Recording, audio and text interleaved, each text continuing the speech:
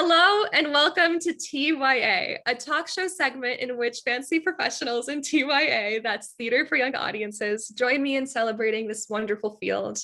This is part of our month-long Playground Festival featuring brilliant new plays for young audiences and educational workshops. So check out our website and Facebook for more. My name is Gabriela and I use she, her pronouns. Today we have the privilege of speaking with the brilliant artists and caring change makers, Sandra Marquez and Isaac Gomez. We will get to hear about their experience working on I Am Not Your Perfect Mexican Daughter and their perspective on impactful theater for young people.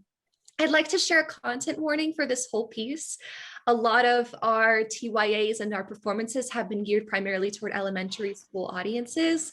So this piece is definitely a more intense and difficult piece with mature themes around mental health, around loss.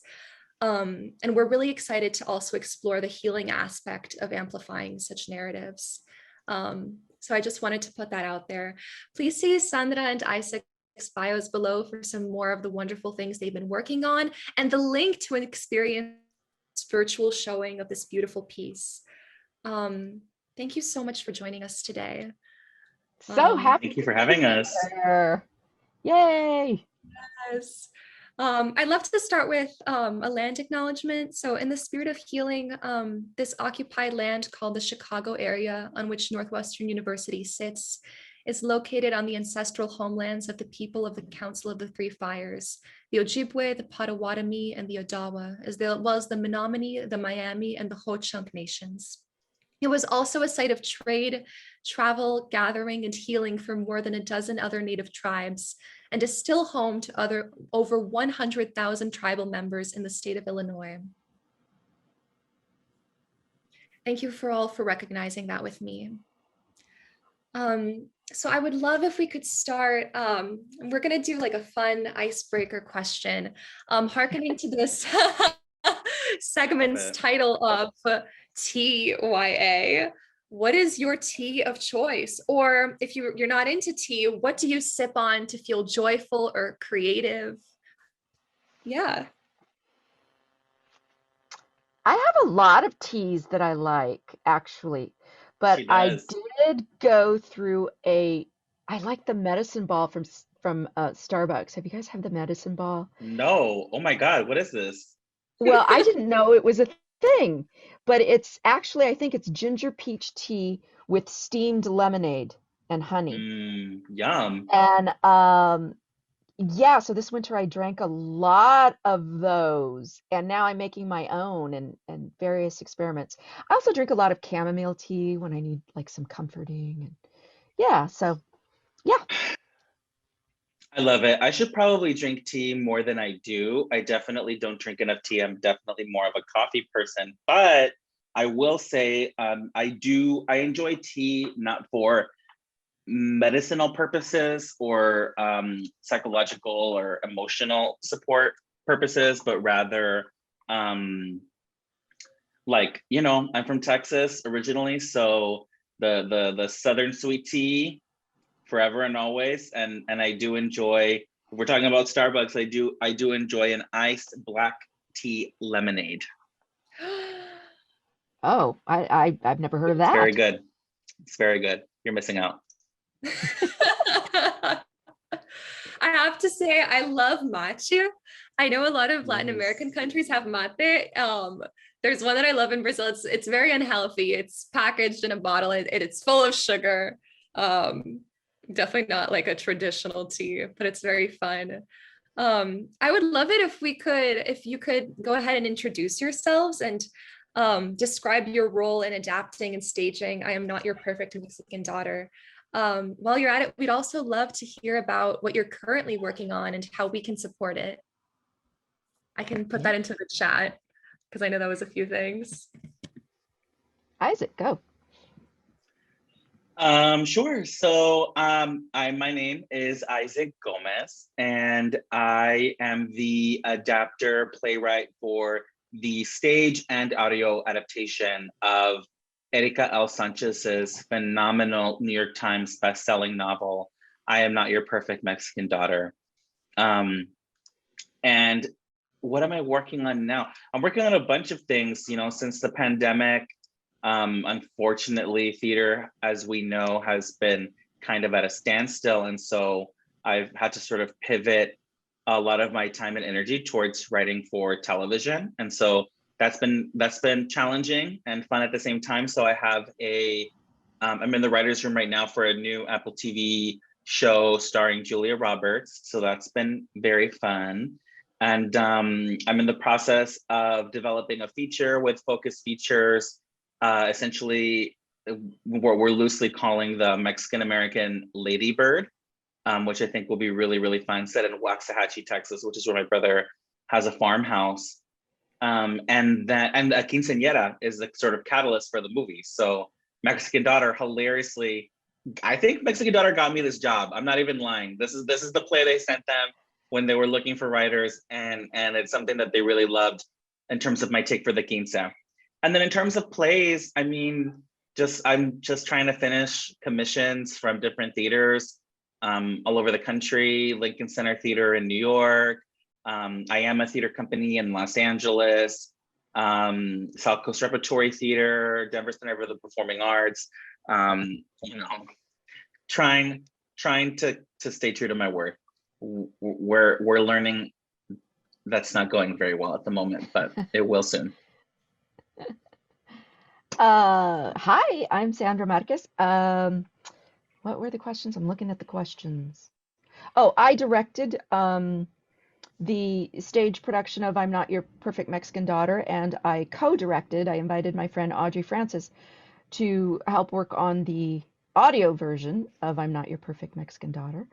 Yeah, the things that I have going on right now, mostly teaching, and some other family obligations are taking the most of my time. And a lot of the theater projects right now, I don't feel like I can talk about them yet because I don't know what's actually going to happen. So it feels weird to talk about it until I know for sure what's going to take place. It seems like once I think I know what's happening, then a week later things change again. So I'm going with the flow. Absolutely. So we can do. Yeah. I think that's a really good jumping off point for a question that I have for you. As artists, I have watched as, you know, you've tackled very difficult themes in your work.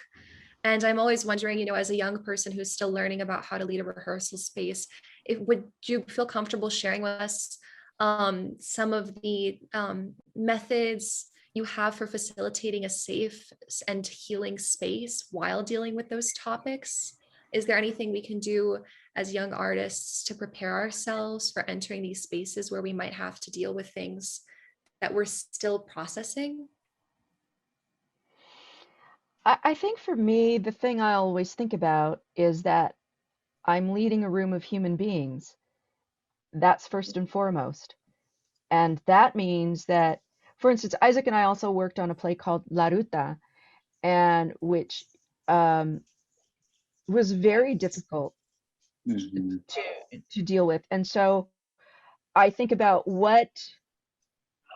as I'm inviting artists, all of the artists, right? The designers, the team, the actors, everybody involved, as I'm inviting them to take a journey with this piece, I think about my own humanity, my own safety, and so it just goes back to treating others the way you would like to be treated. And when we were working on La Ruta, I had this thought, and I think we both may have had the thought, Isaac, but I had this thought that we should have an ofrenda. We should have in honor of the women of Juarez who had died and have been killed and continue to be killed. And so we set up an altar and we had candles, and that was in the rehearsal room, and we moved it to backstage of the theater as a reminder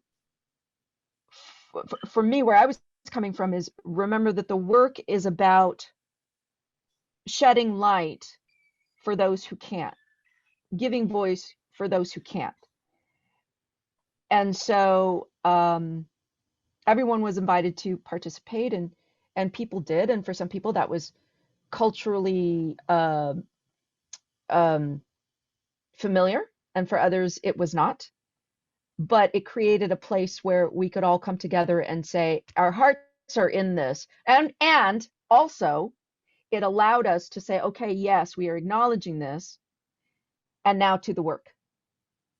And I am very specific about the work, because I feel like the best thing we can do in telling these stories is to tell them to the best of our ability. And that means bringing our A game every time. So trying to create a space where people feel like they can contribute as a team, be their full human selves, and be invited to give their best every time. Yes, I agree. And to Sandra's point, everything she said, I co-sign and endorse emphatically. And for me, what's always been tricky is, the plays I write often are, a reason why I write is to often process or heal from trauma, whether it's my own trauma, the trauma of my community, the trauma of my family, or the world at large sometimes. And although all of my plays have a levity to them, and I think there's a lot of comedy and lightness in all of the plays, there are also a lot of heavy themes. And I live with them for so long that I forget that when we start a rehearsal process, someone is experiencing it for the first time. And so a lot of my journey is taking a step back and being like, oh, right, because I'm often a little desensitized at that point. And so I will usually lean on my director to help craft what that looks like and to model that room community that Sandra was talking about by participating and, really saying, no, yeah, this is important and here's why. Yeah.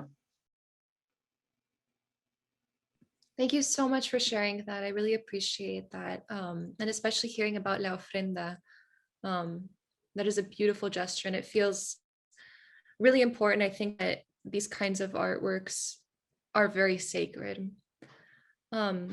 I would love if you could talk a little bit about what the experience was like creating this work for young audiences.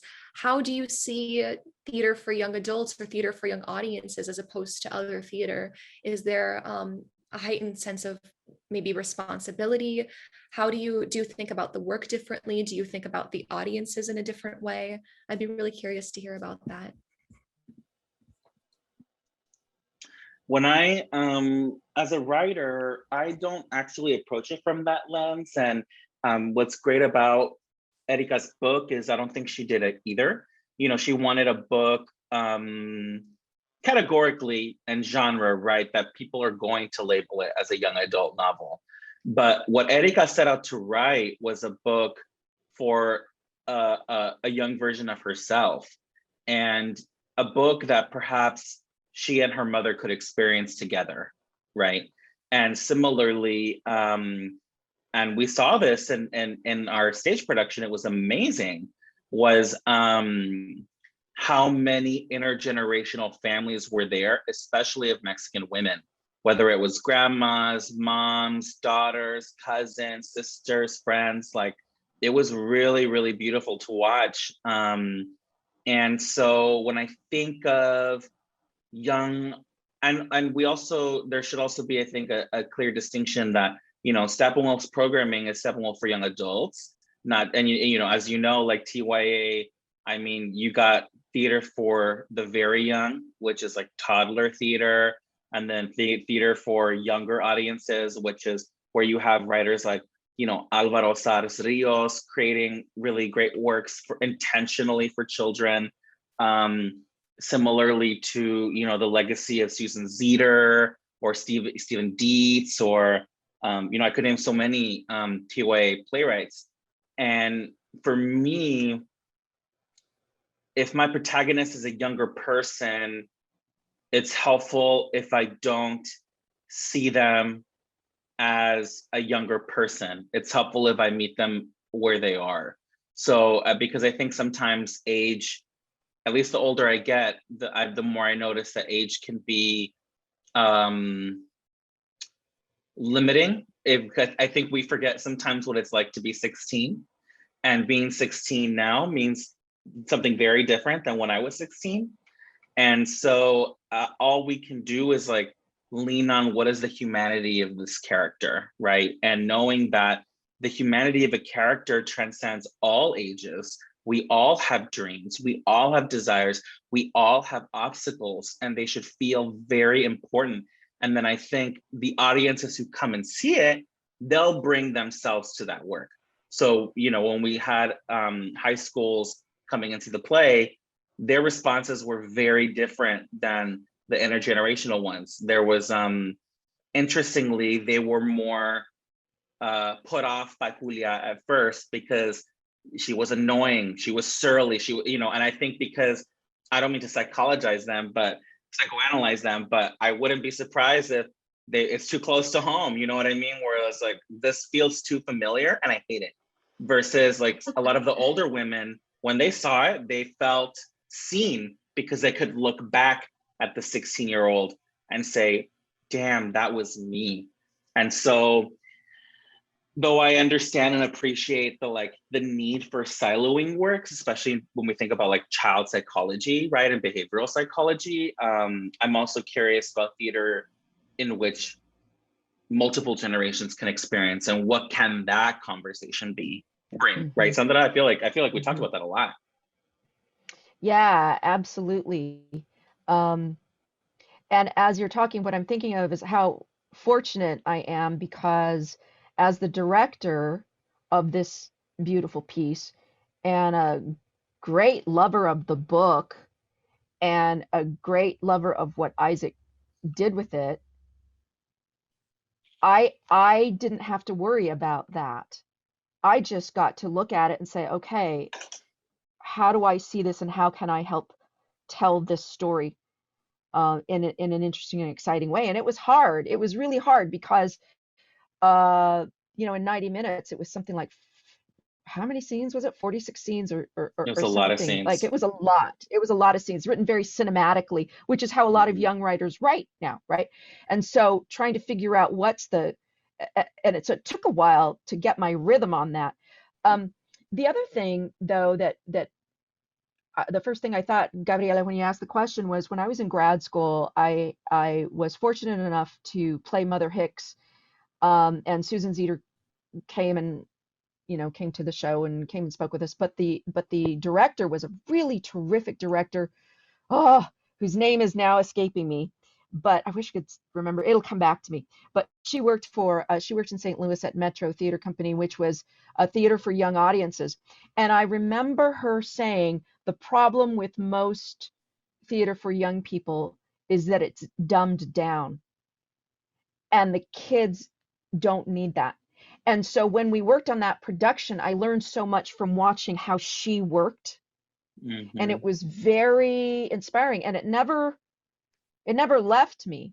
And I saw how, even though an adult audience and a young person, an audience filled with young people, may laugh at slightly different times or may have a different response, it was still resonating. It resonated on multiple levels.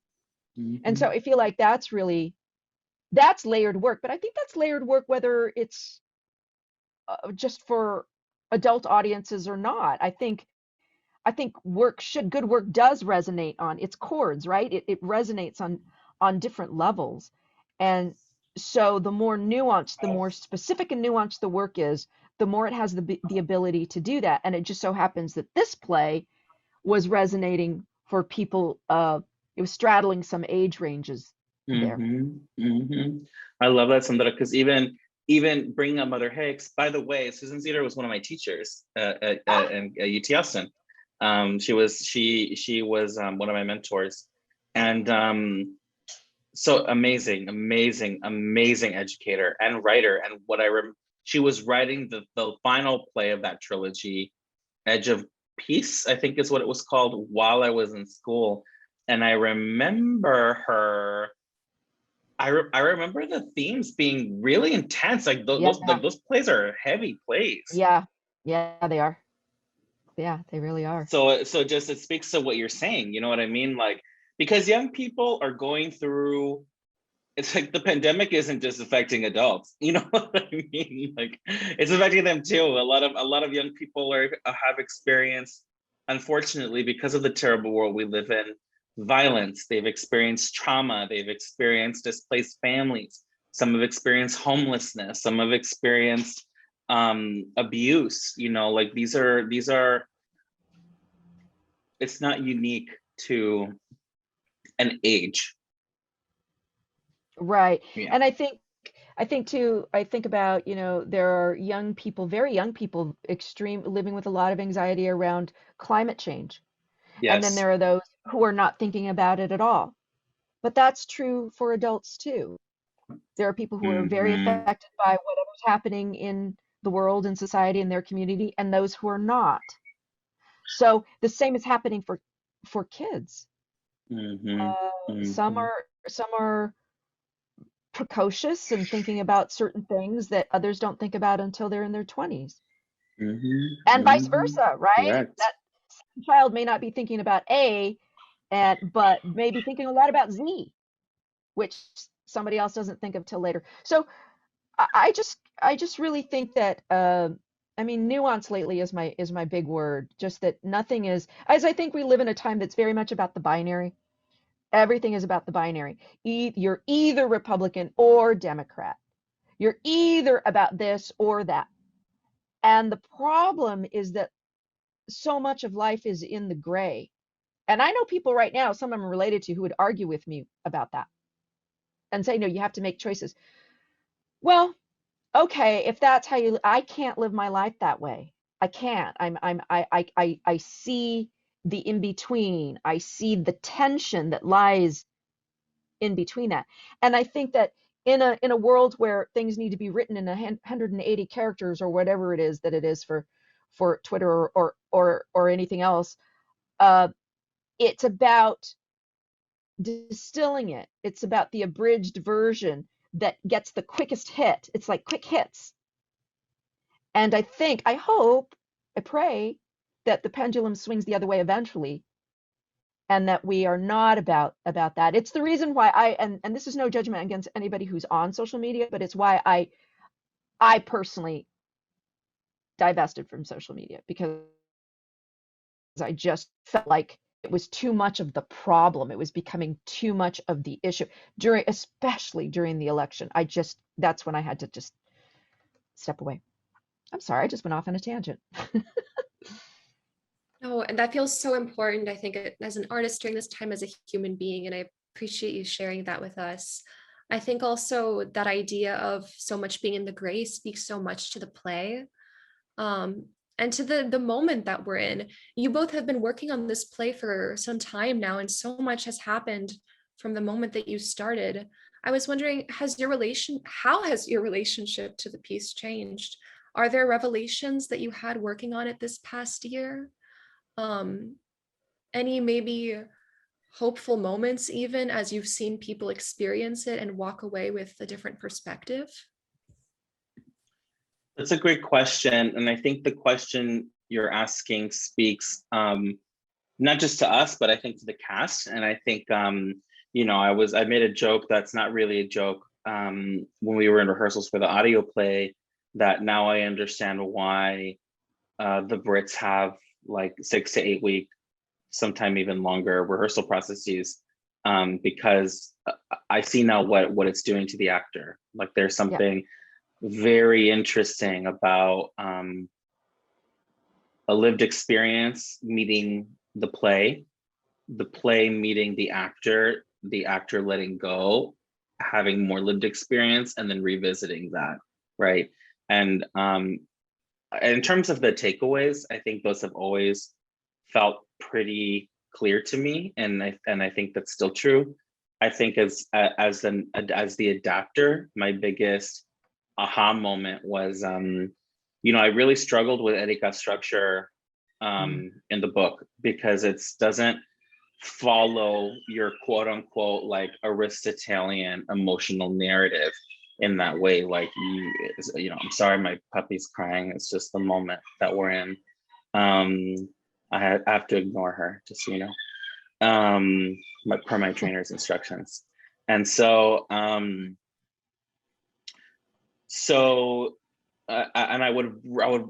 we, even in rehearsals, like Sandra and I, we wouldn't fight, but we would have very heated conversations even with our dramaturg, being like, well, if we just did this, and I would be like, look, I can't describe why, but I just feel like I have to honor Erika's structure. So we can remove scenes, but I don't feel comfortable rearranging them, because you can't put everything from a book into a play. What I learned, and I'm so mad I didn't learn this for the in-person production, because it would have saved Sandra a lot of headaches. Better late than never. Hopefully we get another go. Yeah, exactly.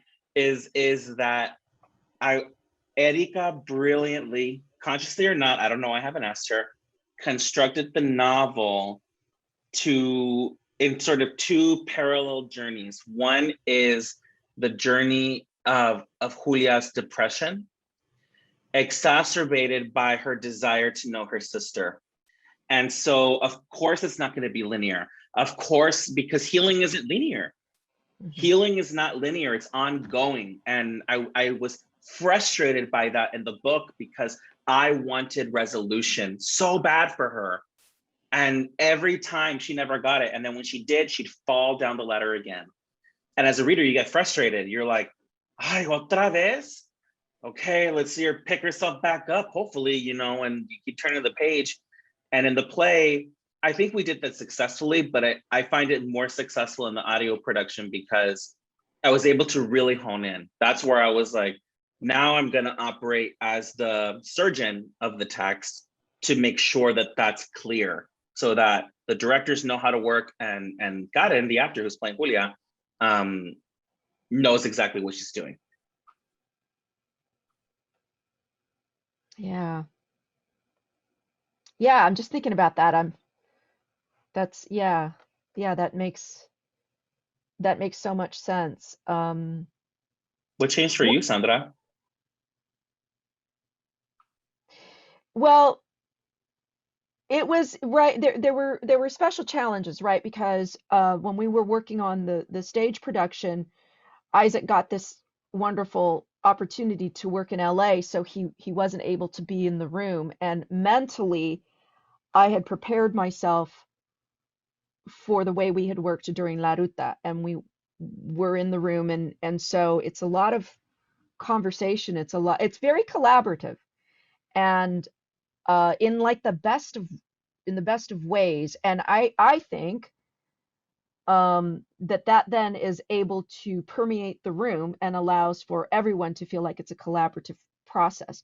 It was harder on Mexican Daughter because he got this great job, and of course we wanted him, and we're happy for him to take the job. It did change the dynamics, though, of how we were working. So there was that. And then but I felt really good about what we did with the show, and I'm very proud of what we did. And he was able to come back for previews, and it was a beautiful experience. And then the pandemic shut it down, and when there were we thought it was coming back in different ways, and ultimately it came back as an audio play. But my father passed away just before we started rehearsals. And I didn't think that would affect me. I just didn't think that. Not that I wasn't grieving or sort of in shock, but I'm so used to just doing the work. I'm so used to just saying, okay, I leave. I have a friend of mine told me once that she believes that people have to leave their shit in their own yard. And so I really work to do that. When I walk into a rehearsal room, whatever shit I have going on, it's got to stay there. I do my work, and then I go and I deal with it. And I realized that the place that I access within me, that because I don't really lead from here. I lead once I'm in an artistic process, I lead from my gut. And that was not accessible to me. And I was stunned. And so that's when we figured out another way to work, but that was collaborative too, and inviting Audrey into the process. And so I began to, so I wasn't in the room daily, but what I would do is see a chunk of work that they were working on, take a look at that, and then be able to give feedback. And that felt more accessible because I had a little bit of distance from it. And I feel like the work deepened because all of the artists got to do it again. And it kind of goes back to what Isaac was saying about longer processes. And we're so about fast food in this country in every possible way. It's all about fast food, and figuratively and literally. And so I think about that, and I think about what are we missing out by insisting that we eat fast food instead of enjoying dining through artistic processes. So Exactly. I think for me that's confirms something I have felt for a long time. And also I had the opportunity a few years ago to redo a role I had done 3 years before, and I felt like the second time I did it, I actually did it. The first time wasn't really doing it. And it made me in a way sad because I thought, oh gosh, how many processes I'd be better if I could just do it again, or have a different kind of process. I feel the same as a writer, and unfortunately, thankfully sometimes we get a second chance, and in many cases we don't. Yeah, and most of the time we don't. I do take away though, Isaac, don't you think that, I mean, I look at your trajectory as a writer and just how quickly you have matured in a relatively short period of time. If we look at back the first, how we were working on La Ruta, where we started there, and then and I know that was your first play, but right, so I don't mean to make young people feel like it's hopeless, we don't have enough rehearsal time. All I'm saying is that when we have more time, it does give it that chance to develop, and maybe there will come a point where we realize that more and start working towards making that a reality instead of just a dream. Correct. And I do agree with you, Sandra. It feels like I remember one of my most terrifying but useful conversations with Sandra.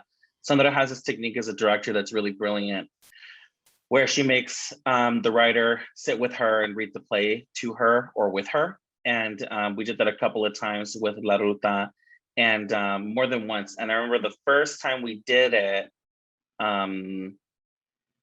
she was relentless, and I say this in a good way. She was relentless in her feedback, because she knew, maybe I don't mean to speak for you, you tell me if I'm wrong, but it felt like she knew what I was capable of in ways that I didn't quite know yet. And so I'm really thankful to her, because a lot of the questions she asked me in that very first convo, I still ask myself those questions now. Especially when I have characters who are coming from the same world, or are cut from the same cloth, or share a similar politic. They're still different, and they require different desires and different obstacles. And so the intentionality has deepened for sure. Yeah, and I just want to say that I got that from somebody. I don't even remember who I got that from. I always, as a teacher, I always cringe a little bit when somebody gives me credit for something that I actually got from somebody else, and I wish I could remember who I got it from. But because sometimes I hear teachers who are like, I like to say blah blah blah, and I want to go, really? Because I read that in a book 30 years ago, and I know who originated. You know what I mean? So I don't want to take credit for something I didn't invent. So, but yeah. No, I hear you. Yeah. And the great thing about working with Isaac though is because what I love is that he is a writer. Like, there are a lot of people who say, I like to work collaboratively. And then you get in the room and it's like, oh, by collaboratively, you mean you're the boss and you don't want to hear anything. But and Isaac and I and Karen, who is the third Mhm, part of our three-legged stool, right? We don't always agree. mhm, We mhm, don't. mhm. But I do feel like we're always respectful of each other. Totally. And we end up often And finding something better. Sorry to mean to interrupt you. yes, yeah, no, I think that's true. And I think it requires that tension and that back and forth to work through and figure it out. Mhm, And mhm. and I just know that for me, I'm no longer I no longer need, want, wish to work with people who don't really know how to collaborate. It's too hard. And when I was younger and you need weeks to get insurance and and this is the gig that's going to put food on your table, and also you're learning, so you need to be in different Mhm. kinds of rooms. There's time for that. I think sometimes people feel like, because paying dues, there's a thing about it. There's a thing about it where it can be abusive and you don't want that, but there is something about paying dues where you don't know everything yet. You don't know Mhm, everything when mhm, you die, right? If you're mhm. 89 years old and you die, you don't know everything. But you learn so much in a lifetime. And the way you learn it is by being in different kinds of rooms with different kinds of people. And Correct. so while there are plenty of people out there who might say, I would never want to work with Sandra Marquez, that's okay. But I do know that there are people who say, because my style, my system, my vibe, whatever, we vibe. And we can create, have created, and continue to create a shared language. And will it always be that way? I don't know, but that's neither here nor there. Mhm, I just mhm, know, mhm. what I've experienced and what I like about that. And I think and I am grateful to be at a point in my life where I am able to say, no, I don't want to do that thing, but I will do that thing because that thing will be a good Mhm, experience. Whether the show is great or not, I mean, it's alchemy. It's alchemy. You mhm, can put the best ingredients mhm. in the bowl and you could still get lead. And then sometimes you Oof, put those ingredients in the bowl and you get gold. And you never know. You never know. that's true. She speaks truth. And to add to that, I don't remember who told me this, but advice that I still carry with me in any job, including like a television writer's room, is there are three reasons why you take a gig. One is the money, two is the people, three is the project. And if you don't have at least two of the three, you're in for a miserable experience. And it's true. Like without a doubt, anytime I've only taken something either just for the money or just for the people or just for the project, I'm very unhappy that entire time. Two of the three. That's really helped me be discerning in the moments in which I am able to be discerning. Because like Sandra said, there that's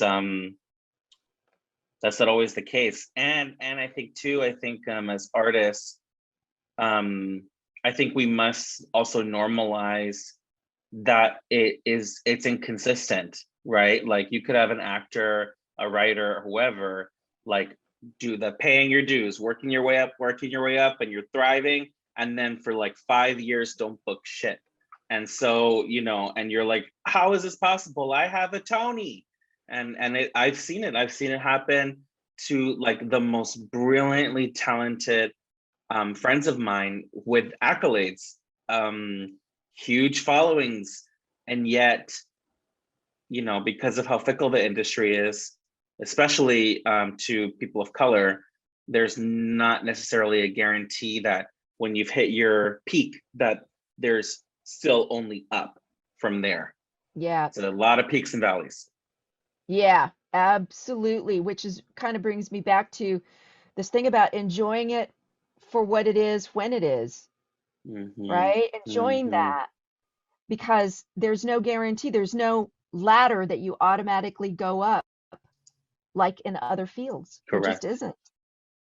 Mm-hmm. Yeah. Mm-hmm. Oh, absolutely. I have so many questions, but I know we're running a little short on time, so I'm going to try to narrow down. I know you just mentioned, enjoying those processes when we have them. And, um, unfortunately, there are so many people in this country who are not afforded what they deserve. Um, And that can be really hard as an artist when you're expected to be so vulnerable.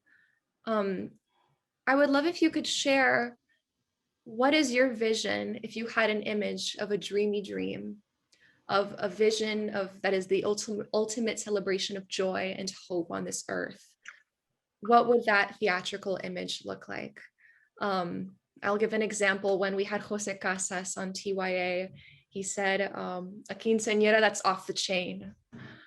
What would that look like for you?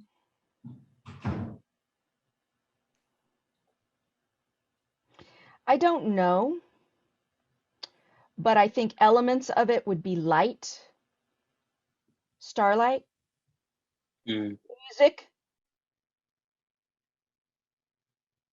and I think nature, the smell of lavender. Those are some of the ingredients I would put in it. There would be other things too. Fabric, floaty fabric. Yeah, I would start there. I love this because everyone's getting a firsthand look in Sandra's process as a director, which I love because it's intuitive. It's so intuitive, and even when I'm not sure where she's going, I trust the journey, and the picture that we see as a result of it is like beyond my imagination. You know, I cannot get over the world premiere of La Ruta. Like, oh God, I love that play, and Sandra's realization of it was beyond my imagination, and that's really hard to do for playwrights. I don't know if I have a theatrical image for what joy, utopia looks like in the world. I'd have to meditate more to answer honestly, you know, but a lot of what was shared resonates. Yeah, for sure. Absolutely. And thank you for sharing that. I feel so important to start to think about, you know, spring is coming. It feels like hope is blooming. And just maybe the world with plays like I Am Not Your Perfect Mexican Daughter, people who see that and then go on and have conversations with more people, you know, like así es como se cambia el mundo, you know? Absolutely. Yeah.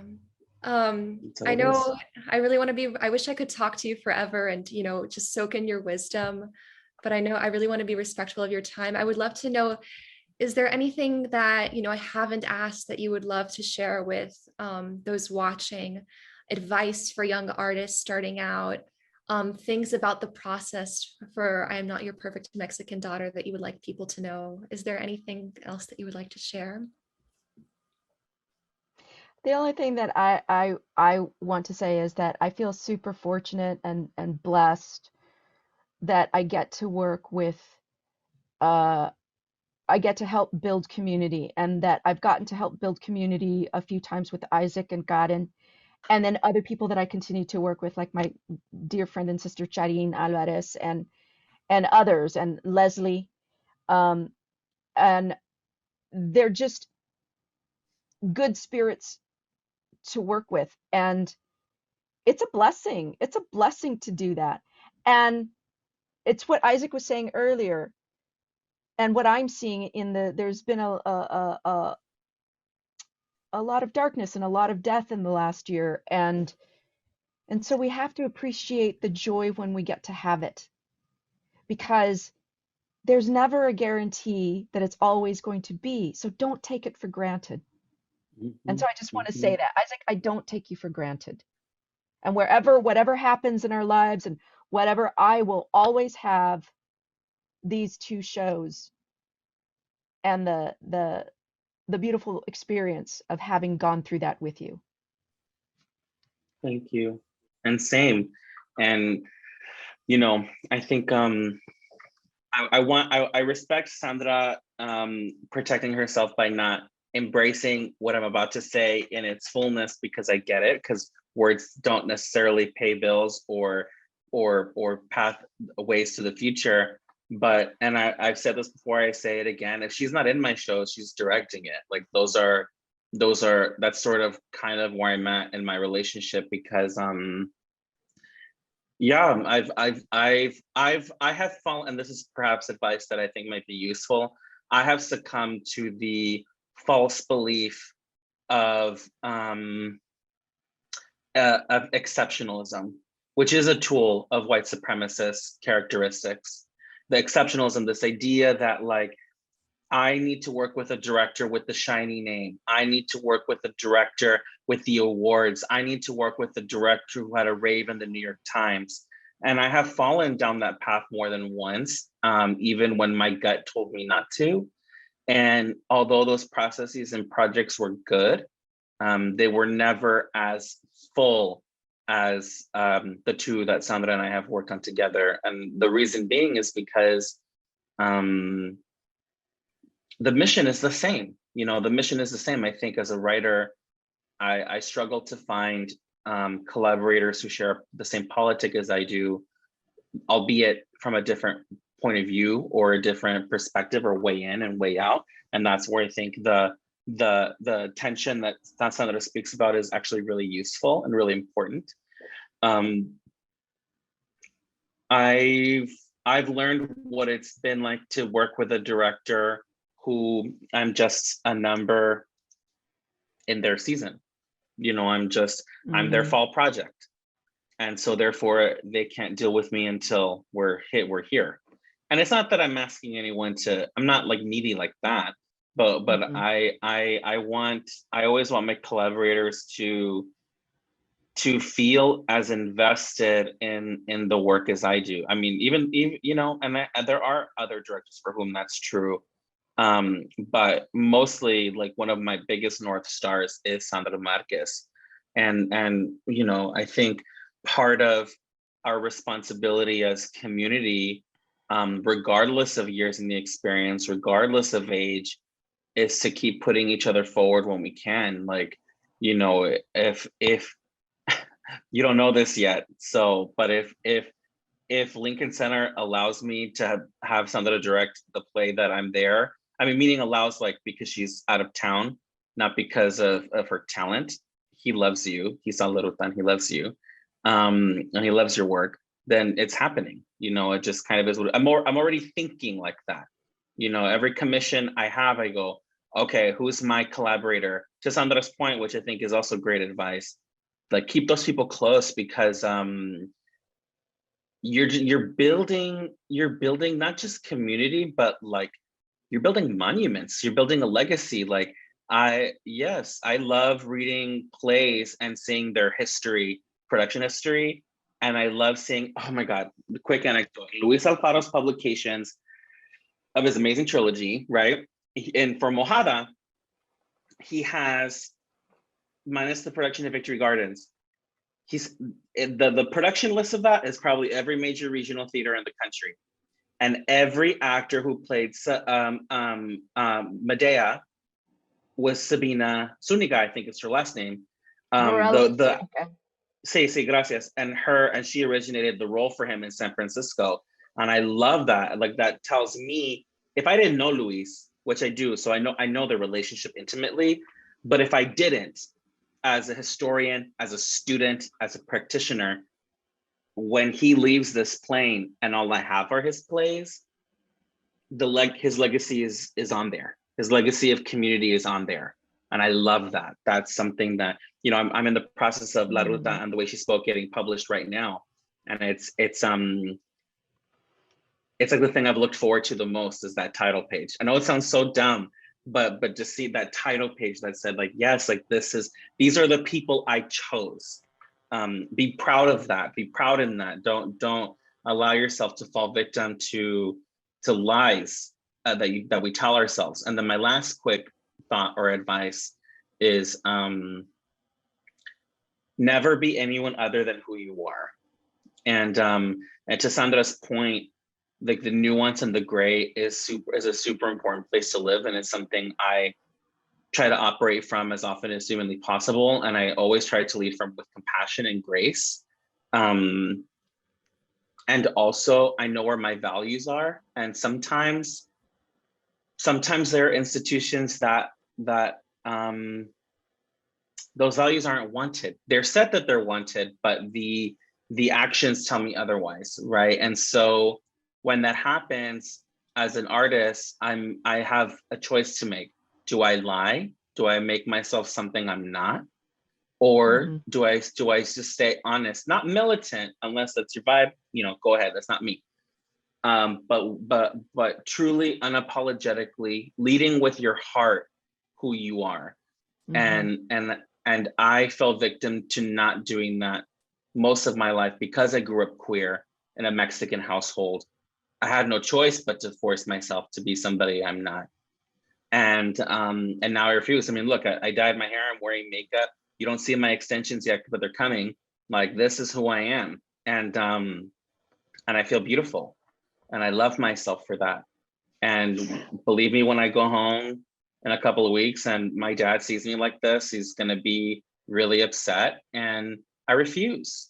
And the same is true of theater. Like, I'm not showing up anymore to be anyone other than who I am.